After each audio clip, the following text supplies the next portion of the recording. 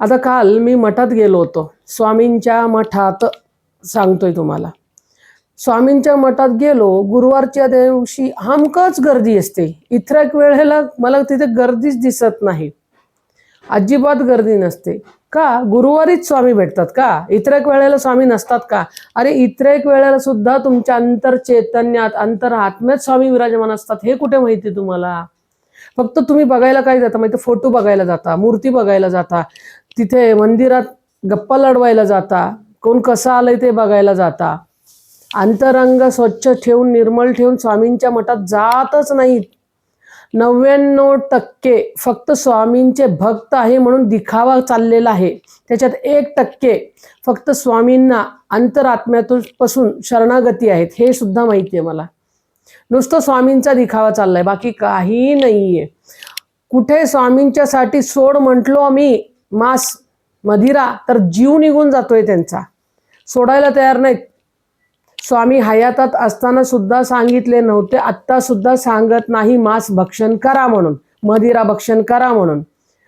मला अधर्म झालेलंच नाहीये आणि अधर्म सहन होतच नाही आणि अधर्मावर चाला म्हणून मी बोलणारच नाहीये. मला अधर्म आवडतच नाहीये. कारण तुम्ही जे काय कराल ते धर्मानी करा, धर्मानी चाला, एवढंच मी बोलणार.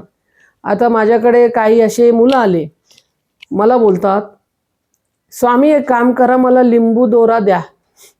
मी त्यांना त्यांच्या कर्मानुसार अनुष्ठान देतो. म्हणजे काय? 21 दिवसाचं, 51 दिवसाचं, 108 दिवसाचं अनुष्ठान असतंय, ते तुम्ही करा. पण तुम्हाला करायचं नसते. काय बोलतात येऊन इथे मला, तुम्ही काहीतरी द्याल का करून, गंडा दोरा एक काहीतरी कराल का?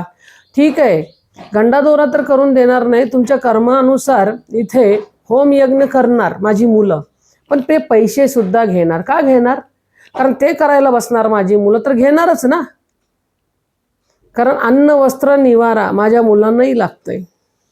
देव फुकट सांगेल, देव फुकट मार्गदर्शन सुद्धा देईल, पण जे माझ्यावर निर्धारित आहे, जे माझ्यावर अवलंबून आहेत, त्यांचं सुद्धा पोट चाललं पाहिजे ना. इथे लूट नाही, काय नाही. ज्या वेळेला प्रामाणिकपणाने मी चला म्हणतो तर तुम्हाला जायचं नसतंय, तुम्हाला शॉर्टकट पाहिजे असते. त्यावेळेला मी सांगणार यज्ञ होम हवन करा, माझ्या मुलं करतात, करून घ्या म्हणणार मी. आणि त्यांना जे रक्कम आहे ते द्यायला लागणार. सामग्री तुमचं आणायचं आणि ते अनुष्ठानला बसणार एवढा वेळ, तर त्यांचं पण काय खर्च होतोय तिथे?